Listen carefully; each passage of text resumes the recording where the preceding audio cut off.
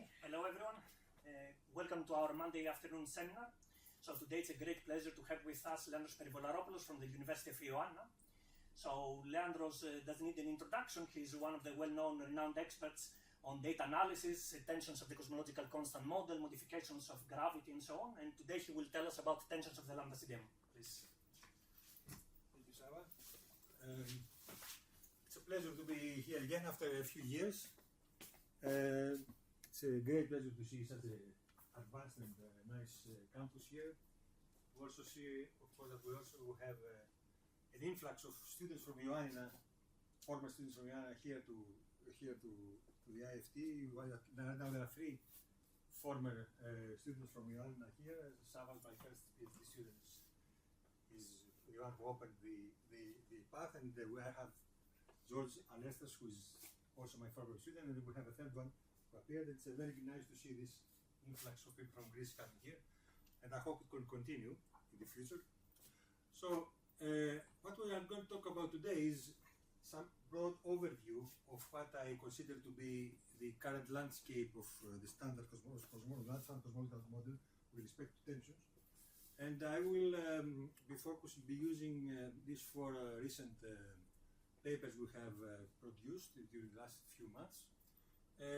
One is producing some insights on the Hubble tension using a very diverse set of measurements of its node to see what kind of trends develop in this topic. The second is discuss the recent indications for a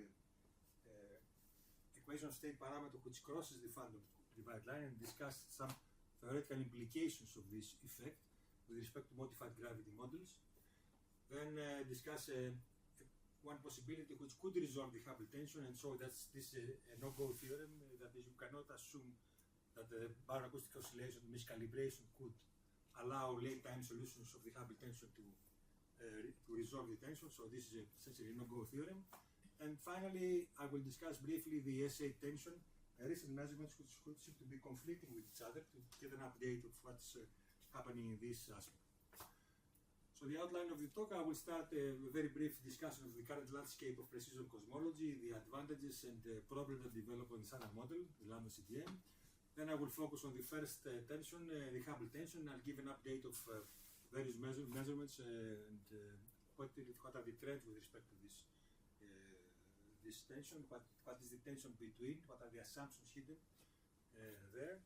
Then I will discuss the phantom crossing anomaly indicated by these results of Daisy recently, and I will argue that this, if true, indicates some hints for modified gravity.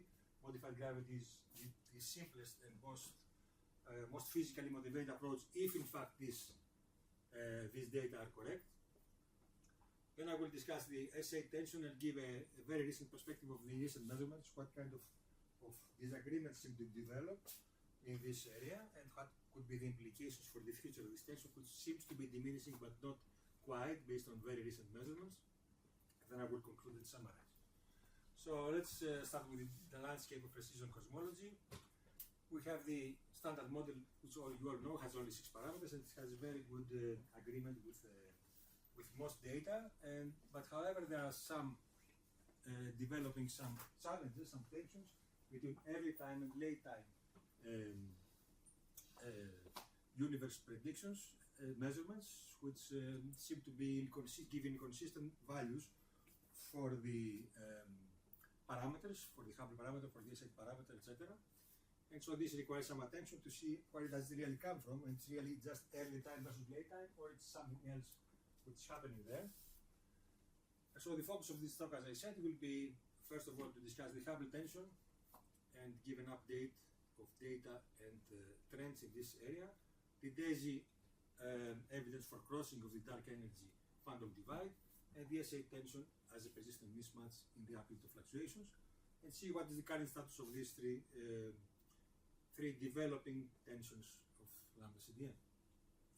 So the Hubble tension, let's review it from early time measurements from the CMB, and under the assumptions of ΛCDM, we have this value for the Hubble constant measured from data of the CMB, from the sound horizon scale, basically calibrating with the sound horizon, and late-time universe, which is mostly represented by the distance ladder measurements, which use Cepheid stars as calibrators of the sun horizon, gives a 5 sigma tension between these two values of H naught. And this is one big puzzle of cosmology. So they are both very precise. Obviously, they are not both very accurate. One of them is wrong. And the question is, which one is the wrong measurement? Is it the late time measurements or the early time measurements? Which calibrator of the two is wrong? This is the sound horizon calibrator, and this is the Cepheid star. Yes. Sorry, I just have a quick question here. So I never understood why people say early versus late, because it's not really just the CMB versus whatever else. I mean, it's basically everything else. Well, it's basically everything versus shoes, in a sense. So everything by everything, I mean, like when you're fitting ΛCDM to the data, no matter what, larger structure, CMB, whatever, you get that number, okay? And then shoes gives that number. So larger structure is late. I mean, supernova is late. So it depends on what you mean by late. What I would say is basically everything versus shoes. I agree. I mean, what you are saying is a very valid statement, which we are pointing out through our papers. And this is, however, not what most people think. If you ask most people, they will tell you it's early versus late. So our papers, that's what we try to quantify and say, that's not the case. It's distance ladder versus everything else. Right, exactly. So the key point is to actually quantify that and try to think what is the simplest approach in resolving this. If it's distance ladder versus everything else, it's most likely that what needs to be changed is not everything else, is mostly probably this distance ladder. Exactly. And of course, the question you will ask, why don't everybody change distance ladder? And the reason, in my opinion, subjective, is because this distance ladder to redo involves dirty astrophysics. Cosmologists hate dirty astrophysics. They don't go into the deep astrophysical analysis to actually study what could be wrong in distance ladder. Because this analysis is calibrated by redshifts less than 0.01. It's local. If you go and dive there, you need to be a good astrophysicist to understand what's happening, and also be willing at the same time to think like a cosmologist, because you have to think about new kinds of laws, new physical laws, or possibly a way of systematics. Maybe it's not just systematics, maybe it's something physical happening on this local universe. What could it be? So you want both.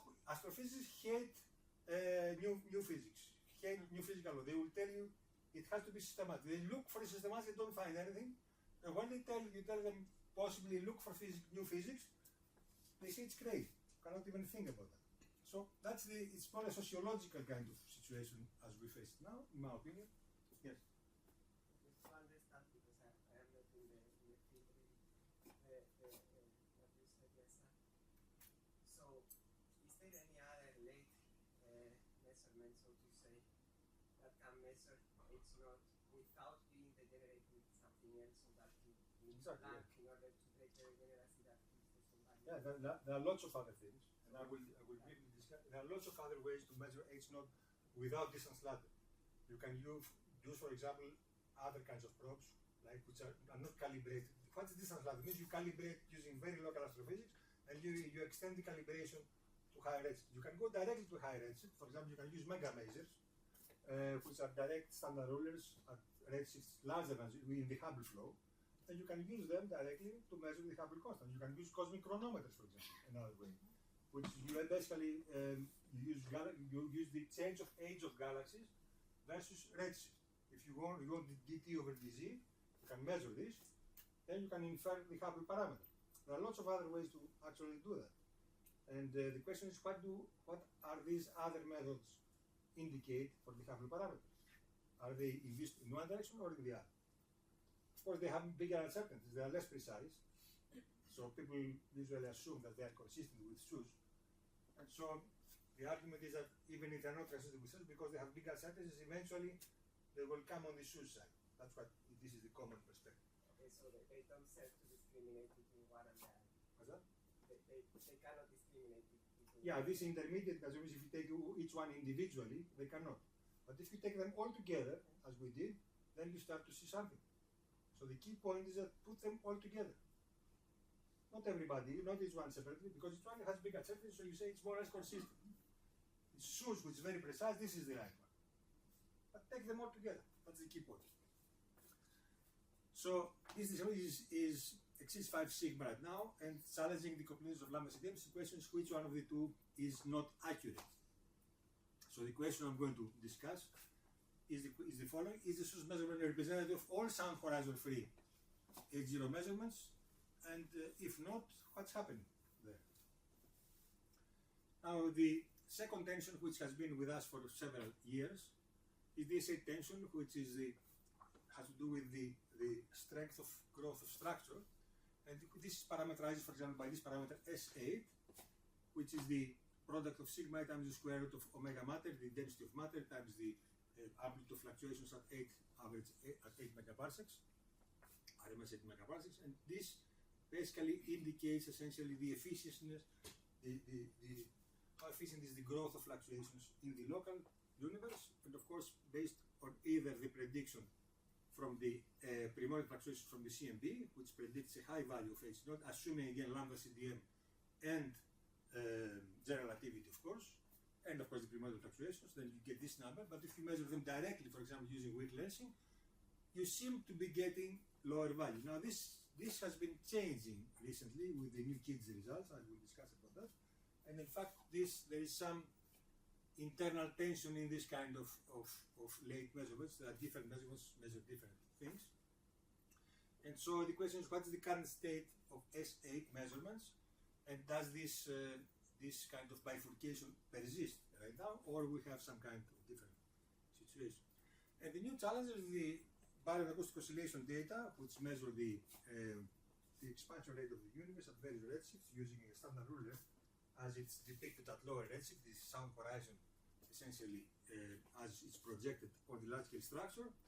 And there you actually have the recent measurements from DESI about a year ago, which indicated that there may be a phantom crossing, that is the W is not equal to -1, the equation of state of dark energy, is not cosmological constant, but it's actually evolving in a way to cross the phantom divide line W equal to -1. And this behavior, if it's true, indicates in fact that simulquintessence cannot do that. Simulquintessence is above, is bigger than W equal to -1, makes this prediction. So a simple scalar field coupled in general relativity cannot reproduce this, so you have to go to more complex models. Which are those? One possibility, of course, is to introduce a non-minimal coupling, modified gravity. There you have a scalar field, which is, of course, Newton's constant promoted to scalar field, but then you actually can get this kind of behavior. The simplest and best motivated model that can achieve this crossing is modified gravity, for example, scalar tensor theory. You can do it within other ways, putting many fields, quantum, phantom fields mixed together, etc. But the simplest and motivated model is modified gravity.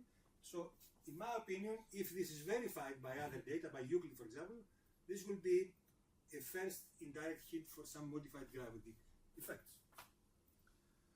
So the question is then, if it's indeed modified gravity, what kind of modified gravity can reproduce the observed value of W of Z? So in fact, we tried in a recent paper with 2 of my students to reconstruct a possible underlying modified gravity theory, scalar tensor theory, to find the non-minimal coupling F of I and potentially U of I that can reproduce this kind of behavior, this phantom crossing behavior, because you cannot do it with a simple quintessence. You just cannot produce this kind of, so you have to do something. What's the next simplest thing? Modified gravity and scalar tensor quintessence. So we did that, and I will have the chance to briefly discuss it when the time comes. So let me start with the Hubble tension. An update. This is based on these 2 papers. This is my starting students, Ioannis Pandos, and this is with also with Sani Banozzi, Valerio Mara, and other people who are students and postdocs. And the question is, how, if we can actually, is there a way to resolve the Hubble tension with assuming late time deformation models going out of ΛCDM? And we concluded that this is not possible for various reasons. So the question, as I said before, is to reevaluate the early mesoplate dichotomy. And is it a truly early versus late, or is it specific to the distance ladder? So we compiled a very large sample of data of measurements of the Hubble parameter, 88 in total, and we classified in 4 distinct categories. One is distance ladder, which use Cepheids or other stars to calibrate supernova locally. The second is local measurements but who assume also lambda CDM. For example, there may be some but not all cosmic chronometers papers, measurements. Others, categories pure local, that is measurements of H naught which do not assume lambda CDM for the measurement of H naught. And second, CMB, but sound horizon free measurements. For example, you can use the CMB as the sound horizon, using directly the sound horizon as a calibrator, or you can use CMB data or BAO data without directly assuming sound horizon, but you can use, for example, this value of omega matter H square obtained from the CMB's power spectrum, which is not directly connected to the sound horizon. It's indirectly, but it's not direct. So you will put also this kind of class. Now, we put them in two categories. This other was based on 30 measurements, and this is the value we obtained from this 30 measurements, assuming independence, so we did not take into account correlation here. And this is chi-square per degree of freedom 0.72, which shows some correlation, but not very strong. It has some correlation, obviously, because this is less than 1. And the other measurements, the other 58 measurements, which is categories 2, 3, and 4, lead to this number, which is, as you can see, has a chi-square per degree of freedom 0.95, which means that they are not very correlated. And we find this measurement here. And there's a tension of about 6.5 sigma between these two categories. You see this value here is much more consistent with the CMB measurement than this slatted measurement. Leandros, Yes. where do Wendy Friedman's data fit in the tip of the red triangle branch? Yeah, Wendy Friedman's is closer to this category here, but you know there has been recent revision of those data, which also take this data higher up. So you haven't included them? I've included them, of course, but they are 30 measurements. I mean, you cannot. It's what it couldn't really. They fall into the Yeah, this particular measurement would be, for example, closer to 70. It wouldn't be fully in the center of this. But so it's also there. We have taken this into account. But you know, it's 30 measurements. Then the error bars in that case are quite large.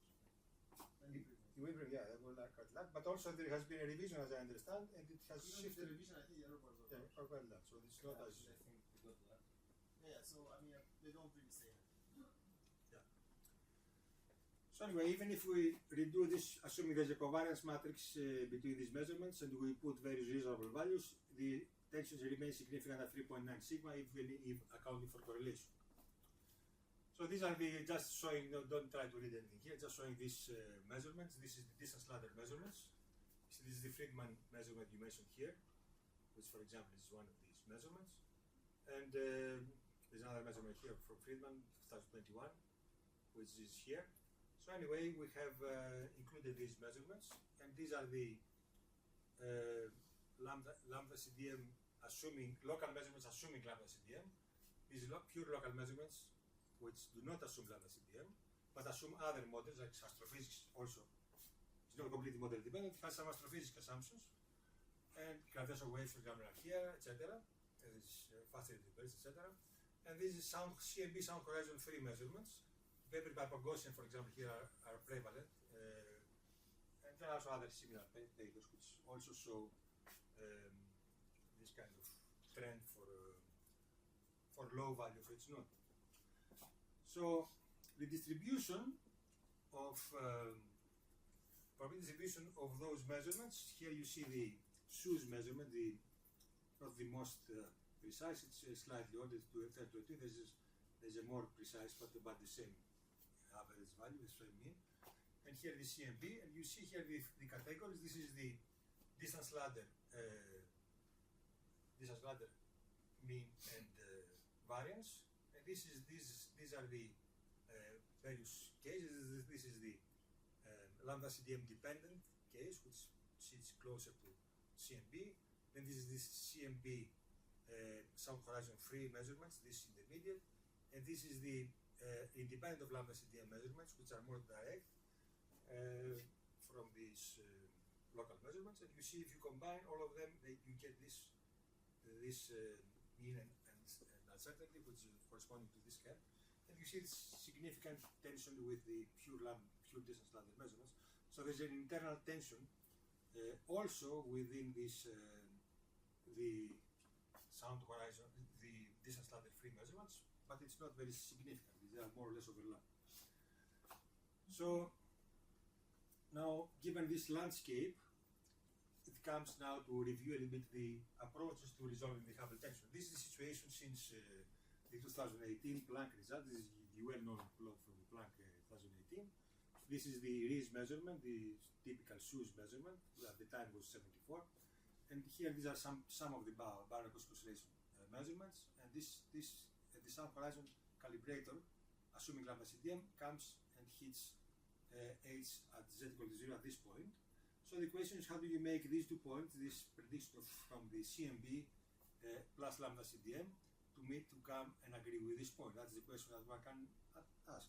Well, the simplest, most obvious way is to make this point here come down here, which means you change the calibration of this FI. So this is the simplest ways to proceed, is just take this value, change the supernova intrinsic luminosity, either due to systematics or due to a physics change at z less than 0.01, where the calibration is being made.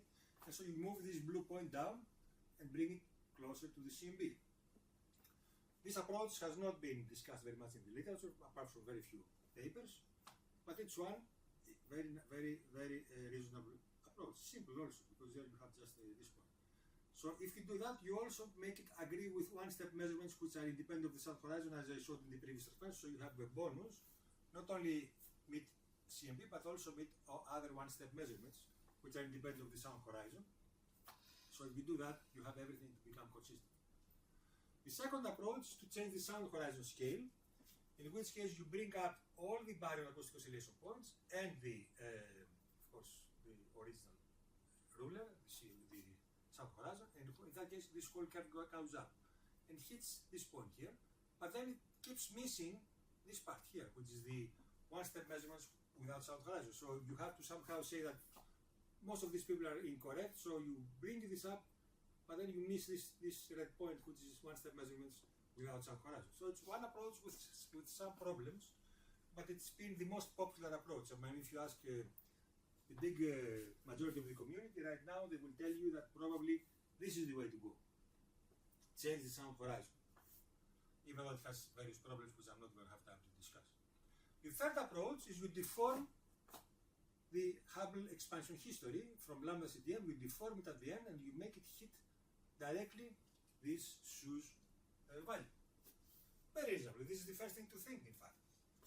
Now, there are various problems with this approach. We have done some work on that. The problem is that you cannot really, if you do that, the shape of lambda CDM is very much constrained by both supernovae and baryon acoustic oscillation. So you are not allowed to make a very big deformation because there are lots of data here. And you can do that, but it's getting worse fit. But the most important point is that this point here does not come alone. It's calibrating local supernova, but also calibrates the other supernovae, which are at higher redshift. So in fact, this point here carries with it various other points. This is schematic, of course, these are not real points, but actually this point here carries all these points here. If you calibrate this supernova, local supernova, you have to calibrate all of them, and this is what happens. So even if you deform this, you still have tension between baryon acoustic oscillation data and supernova data, which are calibrated differently. So you cannot escape this. So the tension remains for this class of model. You see it here in this plot, which we wrote with an undergraduate students at the IFT-UAM, bushes. And here you see, for example, this is the residual of distance moduli with respect to lambda CDM. These are the baryon acoustic oscillation data calibrated with the sound horizon. You see it's around 0 because by construction we subtract Planck lambda CDM. And these are the supernovae, which are coming below because corresponding to a high value of H0, because they're calibrated by Cepheids. So this difference of calibration, even if you try to interpolate between low Z to high Z, you still will have trouble here because there is internal inconsistency between Barron acoustic oscillation data and supernova data. You cannot fit them both. The Barron acoustic oscillation in the same redshift, they are here, supernova beams are down there. Even if you deform h of z from lambda CDM to something else to meet both sound horizon at early time and late time the supernova, you cannot fit them both. Here, you see, there's a problem. So this, and here you see these two different values of H obtained from baryon acoustic oscillation calibrated with sound horizon and Pantheon. You see that there is inherent inconsistency here. You cannot really simultaneously fit both.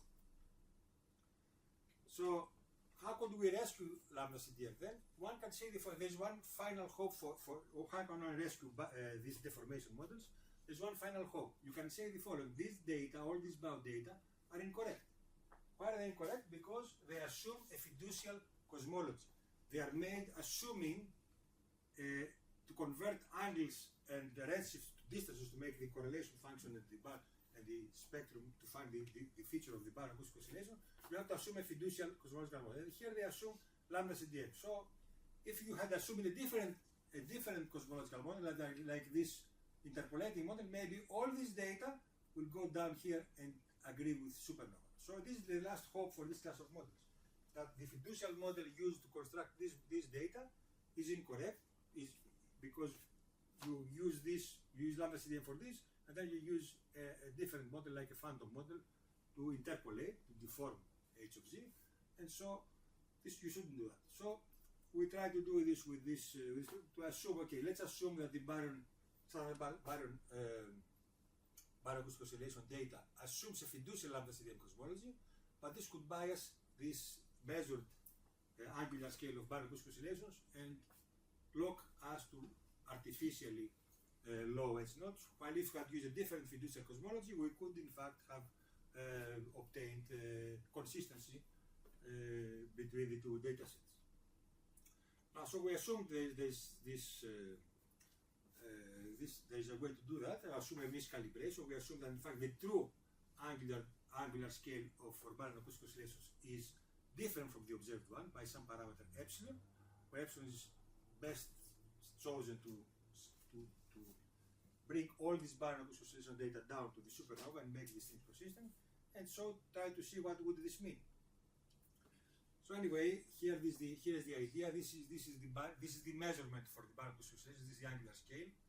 This is standard ruler, the sound horizon at the drag epoch, essentially, divided by the comoving distance, angular diameter distance to the specific redshift. And this is measured, and from that you see if we have many measurements of this, we can fit the product RD times H naught and all the parameters of the expansion like omega matter, etc. if we have lambda CDM. Now if we take ratios of this, we can cancel this parameter here and get directly the cosmological parameters, for example omega matter, etc. using just Barron acoustic oscillations. So doing that, we find from the Barron acoustic oscillation data, find omega matter large 0.3 plus or minus 0.02, consistent with the CMB of course, and we find an H naught 67 to 68 kilograms per second per megaparsec, which is consistent with the CMB prediction. So we have Bow and CMB agree. But then the question is, what if we measure this in the wrong way because of wrong fiducial cosmology? And so what we did, we assumed that if you change fiducial cosmology, then you would have to rescale theta by this parameter lambda, which is larger than 1. In fact, it's such that it's bigger, so that if you increase this one because you measured this correctly using the wrong fiducial cosmology, then you would have to somehow keep this fixed because it doesn't change the shape here, just a lambda, it cancels out here. So this omega matter would remain the same, but then RD would also remain the same because you don't want to touch early universe physics. But H naught would increase because you've simply measured wrong the Barron acoustic oscillation data. So in that case, you would have the same omega matter, but you had a larger H naught, so this would become consistent with the SUS data. Now, however, you cannot touch the CMB angular scale because this is not a matter of calibration. This is inherent in the CMB spectrum, so this you have to leave as it is. And this relation therefore has to be fixed, which means that the dA, the angular diameter distance to the last scattering surface, sound horizon, has to remain the same. So this you cannot touch. So, but if you increase h naught from here, then you have to increase also this integral so that this remains untouched. If you increase this integral, means you have to decrease omega mater, because omega mater is inside the shape of the Hubble expansion. So you have to decrease omega mater. And to keep dA fixed, you have to omega mater to be smaller, so that E of z has to be, this integral of z has to be larger. And therefore, higher omega h naught, because of the CMB constraint, implies lower omega matter, omega zero matter. And this, so basically, if you want to do this approach, you have to shift omega matter to smaller scales, to smaller values, increasing of course h naught, but then this creates problems because okay, you see here you have h omega matter is 0.26, you decrease and you increase of course h naught, but then this creates problems because the Pantheon plus data require a higher value for omega matter. So you replace the Hubble tension with an omega matter tension, which is equally bad. You have disagreement between supernova and Baroque oscillation data with respect not to omega matter, even though you manage to fix h naught. So you traded one tension for another. Now if you put now again, so this is the tension here, you see, between the two omega matter values. This is supernova and this is the rescaled baryon acoustic oscillation data. If you put back the supernova and you force now again this omega matter to increase, then you are forced to move along this line, and then you have to increase to decrease h naught. So you either will have to live with an omega matter tension, or if you put the supernova back, you have to get back your Hubble tension. So this is not a way to go. Even this approach, which would artificially change, I mean, people who do this kind of model were hoping this thing, that maybe there is a problem with the fiducial model.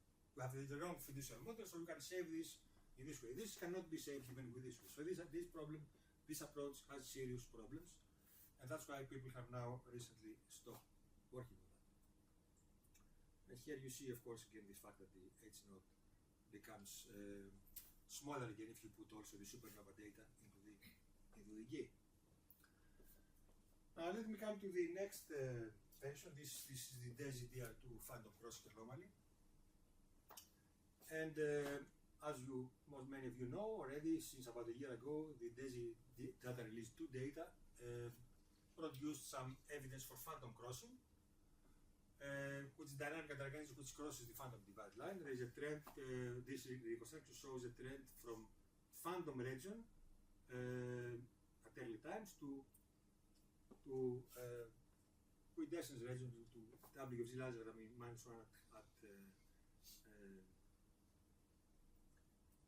at lower redshifts. Sorry, which reconstruction is this? I will talk about that. This is the DESI-DR2 data which appeared. No, reconstruction. Which reconstruction? That's what they feed. They feed their data to a CPL. Yeah, well, that's wrong. But I mean, reconstruction is reconstruction. You get it like really. No, it's not really reconstruction. You can call it reconstruction if you assume these are some bins. They build the results in some bins. But there you don't have to really see any phantom behavior. You do that. Okay, we'll see that and we'll discuss it. It's a matter of discussion. I'm not saying that you really see that, but I'm just saying that there seems to be, at least by first glance, there seems to be some kind of trend. I'm not saying that it's a very robust result, which is in a many sigma way. So, if however we believe this thing, then we try to evaluate this h naught in this new kind of h of z form that is predicted by this, then you find that it's even lower. This bioacoustic oscillation data give an even lower h naught. Instead of deforming in the right way, they deform h of z the wrong way. They pull it in a way that it worsens the Hubble tension. So this is one actually indication that maybe there's a problem here. You cannot really have some. You expect probably there's some deformation of h of z, but not in the wrong way. In such a way to worsen the Hubble tension. So this worsens the Hubble tension. What's happening? So the puzzle, another puzzle that comes in, is that this kind of behavior cannot be reproduced by standard scalar field models. You need something else, more complicated. So there are two problems. worsening the Hubble tension first, and second, you need complicated models to reproduce this. Very strange thing, but again, as I said, these people insist that they have done the work correctly, and they have lots of points. So let me review what's happening. This is what how do they obtain the fit? They measure these two ratios, for example. This is the transverse and longitudinal measurements of distances, and they actually compare with some models. For example, this is equal to this combination here. You have many data of this, and you fit and you find, for example, H0 times RD, and you also find these cosmological parameters, omega matter, W0, WA, and you fit them and you see what's happening. These are the 6 data points which are used for this. Of course, they also have the volume. I'm just saying that to make it just focus on the basics. And so these are the data points, and if you do that, you find this. These are the binned data points, the binned values of W, and you see that there is some issues. For example, of course, there are huge error bars here. See, this goes above W equals -1, and but these 2 points have small error bars. So one is above, the other below. If you combine this weakly even with those, you get some hits of this effect. And if you fit this with a CPL of this time of W of Z for the dark energy, you get this kind of behavior. And in fact, as you can see here, this starts, there's a delta chi, which you improve chi squared by various numbers. And if you combine it with other data, if you combine, for example, with DESI plus CMB plus this supernova data set, DESI year 5, you get a 40.2 sigma tension with lambda CDM. So, depending on what you choose, from 1.7 to 4, depending on what data you use, you get a significant tension with lambda CDM. So it becomes an event, a result. I think most of this tension is coming from the first point, as you're seeing, because the error bars are quite small. But the second one is like 1.5 sigma. I mean, probably around that. I mean, but it's close to 2 sigma, but it's much better than the other. Basically, absolutely nothing. So the tension is coming from the first one, really. And by the way, the dark energy server year 5 data using there, as we know, they changed. Yeah, no, so I know it has been less. went down really a lot. So I know, yeah. I don't see from this plot any phantom behavior. I agree with you. My first impression was the same as you said. I mean, I said that this point tells you nothing because it could be anywhere up there. 1 sigma. Yeah, this is not even 1 sigma. It's less than 1 sigma. Exactly. This is also less than 1 sigma. So there are 2 points basically remaining here, and to me it's a bit surprising that so much discussion has been put on that. But it looks like in a situation where there is no interesting thing to look, some people try to over-focus on those things, which that's what makes our life also interesting. Imagine if we only had to calculate omega lambda to 10 digits, like they do in particle physics. That's what they do. They standard model in 10 digits. They have no tensions. Our life would be miserable. You just measure it in 10 digits. Sure, so anyway, it's a trend to actually be easier to believe these kinds of things than to actually completely dismiss them. Maybe there's something there, maybe not. My point is that it's just misleading. I mean, not for you. I mean, what they put. They put the CPL in there, and that gives the illusion that actually there is this kind of quantum behavior, which is completely wrong. I mean, we wrote a paper with Salvas and other people. I mean, they're going to actually update that soon. So that's actually completely out of the picture. But the other thing is all this error bar, like all these beans, and those beans do not say anything about phantom. So I'm really puzzled why people are pushing for this when they're looking at these figures. Okay, in my opinion, there seems to be something there. It's not like it's completely, but it's a bit overblown. For low redshift, there is definitely something. There's something here, and also cannot be all these 3 to be below there. Why? I mean, you should not look at that point, right? Anyway, it's completely 1 sigma. So it's subjective. I personally think that it's not really conclusive, of course, but it's a very big coincidence to have all of these 3 below the line, and especially this one, which has low energy. It's a matter of subjective approach. okay. My personal view is that indeed you cannot conclude anything important, but you cannot. If you are really looking for something, you find it here. You could find something here. It's a matter of personal opinion. They seem to, lots of papers which are trying to build on that. Yeah, I think it's also a little bit, but I mean, we have to look at something, yes. Yeah. Don't you think is it also a coincidence that these 2 points are around -1? is to here. Yeah. Yeah, well, Precisely the precision, Yeah, I mean- precision of lambda CDM.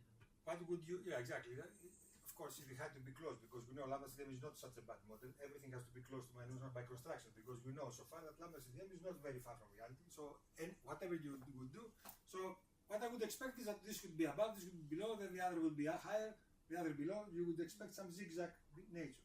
Now, all three of them are below, and this one is above. Doesn't say anything necessarily. It could be just, but I mean, if you are eager to find something, you see something.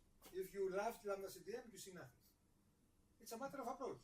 My opinion is that I want to see something, and then I sit here and there. So, but not only me, other people too. I mean, most people in the community love to see something. There are a huge amount of papers based on this thing. It's a matter of religion. It's religion, actually. So I agree. I mean, it's a matter of Scientific, you don't see anything in there. I don't understand. okay. It's a matter of doing something interesting. I mean, you have to. I mean, what is your alternative? I mean, you just do lambda CDM to 10 digits. Or the other thing, you just do theory out of the blue. Just I'm saying, I'm inventing a theory, and I'm going to just see what happens. In that case, you don't only invent a theory, you base it on somewhere. You have some data, at least, even if the data are shaky, you base it. I mean, most people just make theories. Why do you make this theory? Because I like it. I think it's beautiful. To me, this is not enough to make a theory just because it's beautiful. At least this tells you it's beautiful, but it has also this kind of hint. It's a matter of personal taste. Yes, Robert. Okay, since we are here, I'm talking about there's another approach, which is a top-down approach, which is actually to see what kind of models can actually be consistent with ultraviolet complete physics. Okay. And as I will argue, But this is data also. This is we know we're here. I mean, we know that we exist. so it's a top-down. I'm talking about the spotlight program. Okay, yeah, I agree. That's everything. Yeah, that's how generativity was invented. From that perspective, you know that lambda CDM is not right. And therefore, as a theorist, you have to be very careful with the data because you don't want to prejudice yourself by seeing what you want. That's So try to look at the data and agree with you, it's a different. even though I know that lambda CDM is wrong. Yeah, I agree. I mean, that's a very nice approach. I think. And the point is that even it's- for this, in the swampland, I mean, people were talking about that. They are not pushing for phantom, right? For example, there is this dark energy, dark matter interaction, and so on that fits with data quite well. I mean, Kuhn has papers and so on. So, but the phantom one, I'm just saying, not from the data, not from the theory. It doesn't come from anywhere. This phantom theory. Yeah, I mean, I don't see any phantom behavior. I really don't understand this. I mean, we are scientists. We should calculate with error bars and look at them, and then look at this figure, and I don't see any phantom behavior. So I'm really puzzled. I mean, why? Anyway, and I know people like things, but I mean, this doesn't show it. You're scientists. Anyway, these people claim that this ranges between 3.8 sigma. That's I ignore from this the one. first point. And That's from 1.76. the Huh? What? That comes from the first point. From this one? Yes, exactly. Well, the first point is anomalous, yes. But the other ones that are showing phantom behavior do not even contribute to that signal. That's true. But this is anomalous. So maybe some people may want to look at this point. You have to allow them this possibility. Then that's a phantom, right? Maybe That's above. maybe it's just better to say that the data are inconclusive. Exactly, I fully agree with that. Yes, exactly. That's a conclusion. Because just saying that there is no phantom behavior here is basically doing what you're doing the other. No, I'm saying from this data, I Yeah, don't this see is phantom just behavior. the That's what I'm saying. I'm not saying it cannot be a phantom behavior. I fully agree with this, but Euclid will be the one and Sure, who will tell us what's happening. So we can live in our fantasy and think that Euclid may confirm that, and then make a model in this direction. Because if it's true, it's very small number of models that is consistent with this. It's very difficult to make a model. Thank you. So this is nice from a theoretical point of view because that's what theorists love. They don't want to have all theories because they want to have very small amount of theories. And so we can live in our fantasies for a while until Euclid comes out and believe. This is not the first time it happens. It has happened many times, but we have some fun for some time and then it disappears. It's natural. That's how physics goes ahead. It's not. We shouldn't blame anyone who does that. That's the fun of that. It's just think and work. Yes.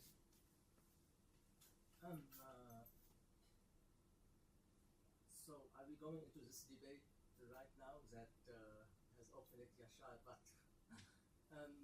so I also, first, so I'm not that much with the idea of a phantom blah blah, but concerning this thing, which is that when you have points that are below and still you have a big sigma. No, I mean, of course, when you are at 1 sigma, even 2 sigma, even 3 sigma also doesn't mean much, right? But if you have many points below, that will change your bias ratio. It will push against the model that is not below. So even if you are within the error bars, right? Even when you see many points that are below, and you calculate your base ratio, it will push your base ratio towards the model that fits this model that are below. And that's why this delta DIC is the fact that you have big error bars will not make your base ratio very decisive. However, it makes it, if you put this point above with the same error bars, it will give you a base ratio different than putting them all below with the same error bars. That's really not significant. Have you calculated it? Just exclude the first point and then just include the rest. You're not gonna get anything. But you are talking about these big points. I'm talking about the principle about Sure. the principle about when you have many points that are below. Right. Here you see nothing. I mean, here I agree with you. Yes, exactly. Here, but the idea that many points below doesn't mean anything. No, they mean something. No, you have to calculate it, okay? So for a specific case, calculate and tell me. But in this case, with these 3 points, with these huge error bars, you're not going to get any. Of course, here you see that they are huge. Exactly. Here it's huge. So they claim that they have this model selection criterion, which you see here. It becomes very significant. No, they're including the first one. Of course, yeah, you have to include it. You cannot exclude anything. Yeah, that's what I'm saying. So that one is anomalous. I agree. Okay. But the phantom behavior is coming from the rest of the points, and that is not really significant. That's all I'm saying. Anyway, I'm not going to make it serious, but I'm just going to show this, and everybody can make their own decisions of that. So then, if we, what's the problem with it? For example, if you use quintessence to fit this kind of crossing, you have this Lagrangian, you try to obtain this equation of state parameter, pressure over density, you have this kind of ratio, which if this is positive, and for its usual potential, you get that this thing is always larger than -1. So you cannot reproduce this crossing with quintessence. If it's true, I'm not saying it's true. If it was true, then you couldn't be doing it with quintessence, period. Can't do it. So you have to find something else. What you can find, there are 3 classes of model. One is the so-called quindom. Quindom is you put a phantom field with negative kinetic term plus a quintessence field. Crazy. Not only you have a stereo, you have a second field which is phantom. A crazy assumption, but if you want to do, you can do it this way. It's one possibility. People are working on these quindom things. Crazy in my opinion, but they do. The second is what? You put interacting dark energy. Put some strange coupling between matter and dark energy. You don't know where it comes from. You have no idea. You don't know what is one, what is the other. You put a coupling there. Strange. You get the same behavior. Third approach. You do the simplest and most natural generalization of quintessence. You put a non-minimal coupling. You promote G, Newton's constant, to a field. There's nothing more motivated than that. You know where the field comes from. It's Newton's constant. It's not just a random field. You do that, and you suddenly get this crossing.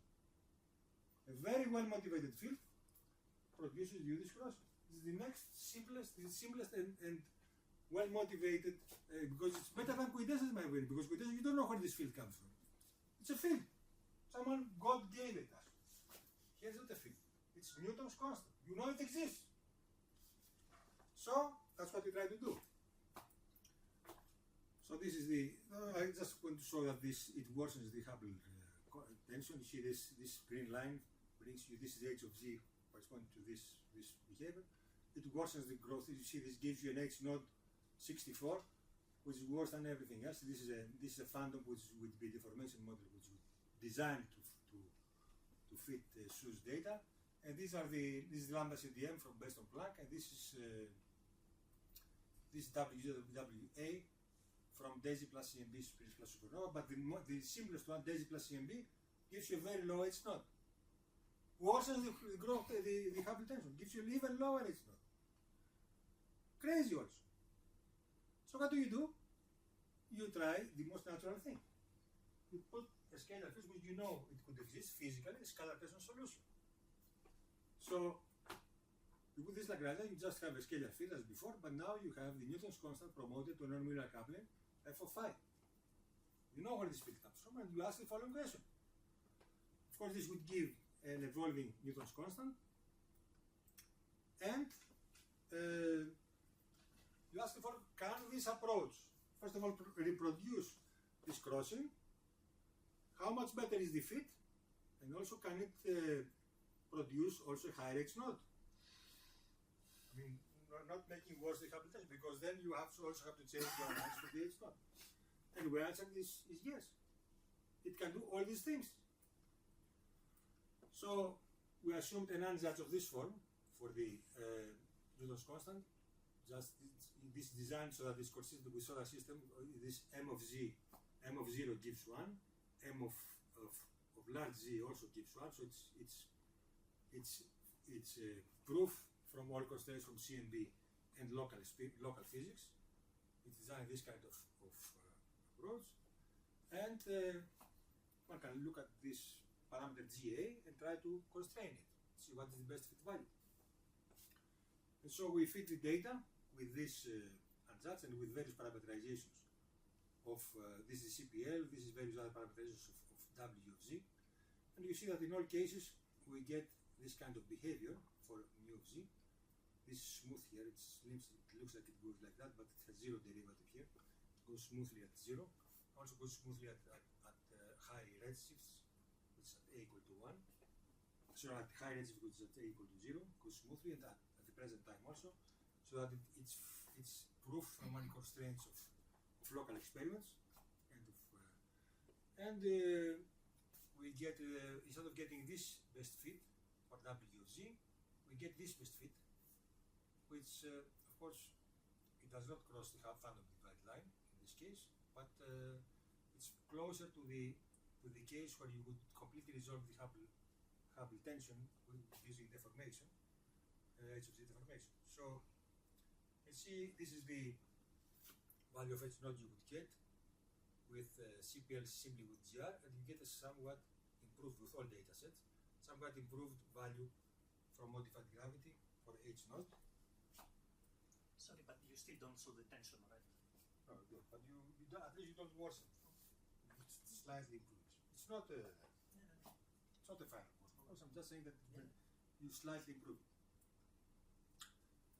You can actually go ahead and try to reconstruct the underlying theory. You have fit these two parameterizations, and you can use these best fit forms to reconstruct the actual theory, which is the f of phi and u of phi, using this connection, which you have fit this one, so you know it's effective. You also know h, and from these two equations plus the other Friedman equation, which I'm not writing here, you can reconstruct f of z, phi of z, and u of z. And then from this you can reconstruct and find f of phi and u of phi. And that's what we did here, and we find that these functional forms give a very good fit to the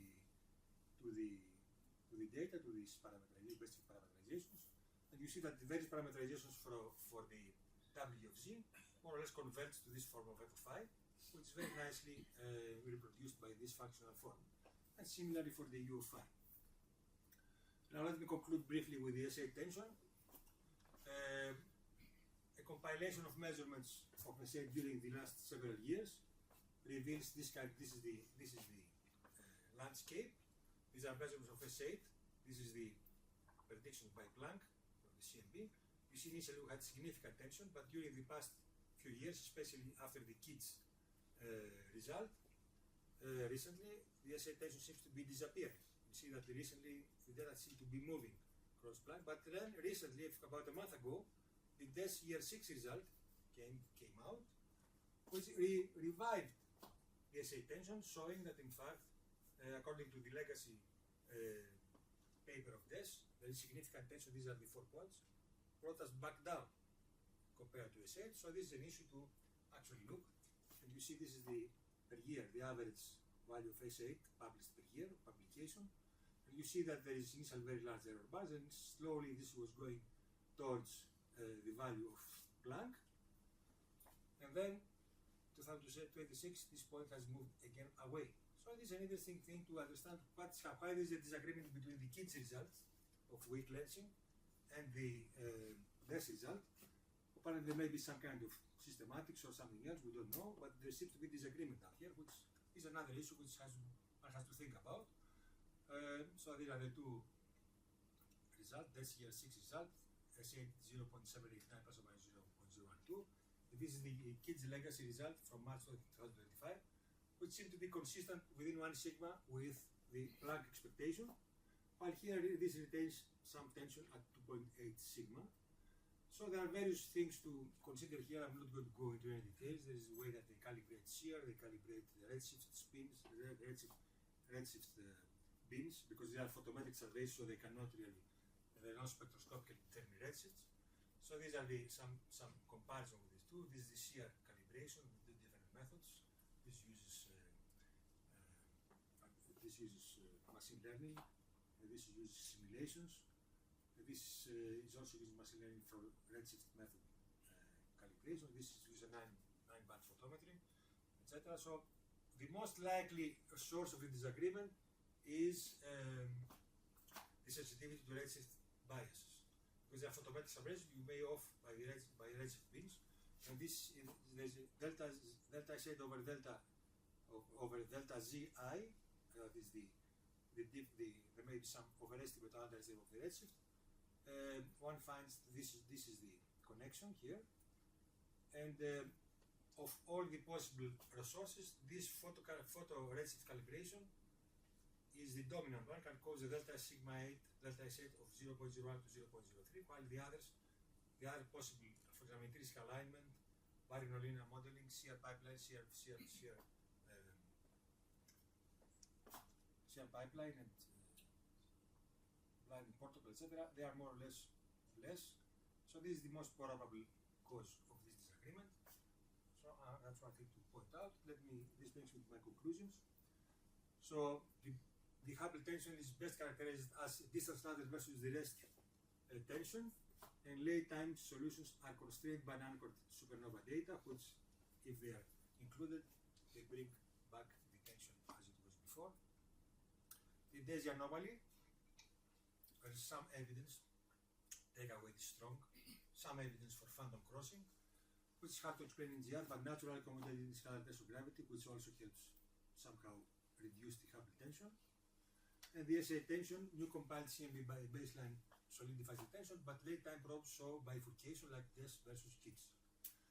So lambda CDM remains probably under stress, and perhaps theoretical extensions may be needed to offer promising pathways to reconcile with datasets, which is open for the new data which will soon come up to tell us if these tensions are real or if they are not. Thank you for your attention. So we had a very long discussion already, but we have time for 1 or 2 very quick questions. So Robert, please. Yes, you were very quick at the end of this section on Daisy anomaly. Could you put up the last slide of that section? Let's explain again. I was also running out of time, so that's why I was. Yeah. This one?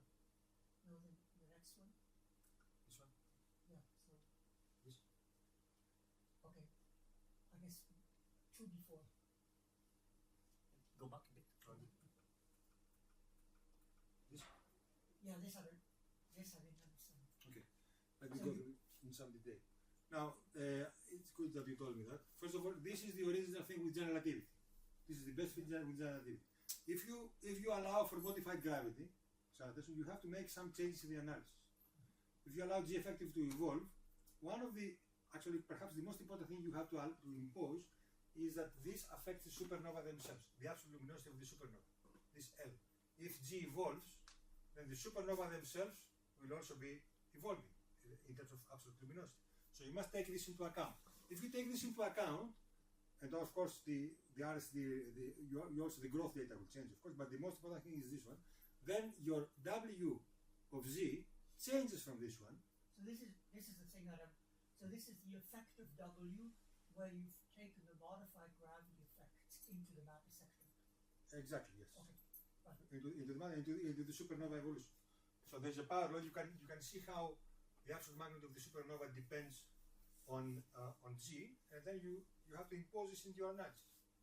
So you fit at the same time this, and now this blue line here is a hypothetical case where one would deform H of Z in a way as to completely resolve the Hubble tension. This is not a good fit to the data, of course, but tells you which direction you have to move to deform H of Z in a way that it resolves the Hubble tension. So you see, this worsens the Hubble tension, but this fit, which is coming from modified gravity, is something between the initial tension of Daisy with relativity and the one that would be needed to completely resolve the Hubble tension. So it moves you in the right direction, but not completely. Doesn't, as Saba said, doesn't completely resolve the Hubble tension, but it moves you in the right direction. More questions? Ziad? Well, just one thing that could also gives you H0, which is strong lancing. What do you mean before? Yeah, so you didn't mention, right? Oh yeah, it's in this table. There are lots of measurements of H node. If you see these big tables that I showed here. Because we were saying that there is nothing but the shoes, but there is strong lancing. No, see here, I did say, I said this is the shoes. This is not shoes and everything else like shoes. I think he means time delay. Here, Usually errors are super huge. yeah, here, it includes strong lensing. Yeah. You see this? This strong lens, for example, this particular strong lens measurement gives you 64.2. It's one of the lowest. Not all strong lensing give you huge. Yeah, so the strong lancing also are doing the same as so they started and now they are shifting towards shoes. Yeah, there was something wrong with the modeling. I mean, they corrected it like 3 years ago. So now error bars are super large and there is no tension there. But they are getting 74. See this paper of 24 time delays, it's 66 plus or minus 5. This time delays, corrected. There is time delays also here, with 71.8 plus or minus 9 huge error bars. Yeah, There is time delays from Grillo, 66.2 plus or minus 4. No, but there is a latest one that was like, I saw it 2 months ago, so I have to check it again. So See, this is the year of publication here. See, the latest is this one here. For example, 2025, this is 64.2 plus or minus 5. no, Strong lens. there was one. I was in a And conference there's and the guy 66. showed 73, 70. 71.6 this one, this time delays plus kinematics. 71.6 plus or minus 3.9. Yeah, I think that means a more recent measurement, like 2 months ago. 2 months ago. 2 months ago. 2 months ago, this paper came out about 4 months ago. So we would have missed it. No, I'm not saying about your paper. I'm saying that there is something. Yeah, okay, I agree. That's, More questions? Okay, if there are no more questions, we can thank Leandros again. And it will be coffee in the third floor. Coffee in the third floor. Thanks. Welcome. See my email? There's no doubt or question about the position. I will hear it later. There is no problem. Okay, then only 3 people. So. Yeah. No problem. The only thing is that you need to find a room. I already booked a room already. Fantastic.